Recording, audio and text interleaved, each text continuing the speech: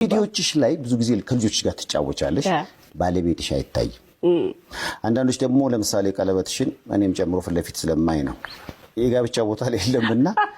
ምንድነው ድርሹ ባልሽን አሳይኝ ምናምን ሲጨቃጨቁሽ ያለው አይ ነው ለምን ወደፊት የማይወጣው ሚዲያ አይፈልግም ሚዲያ አይወድም ለዛ ነው እና የሱ ማስፈላጊነት ብዙ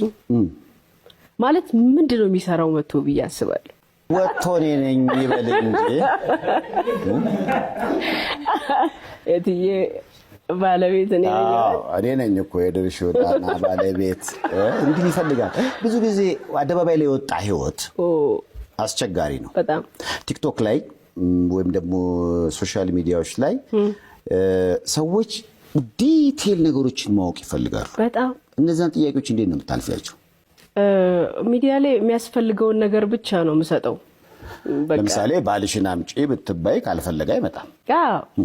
ግን ጥሩ ክፍያ ከተከፈለኝ አመጣዋለሁ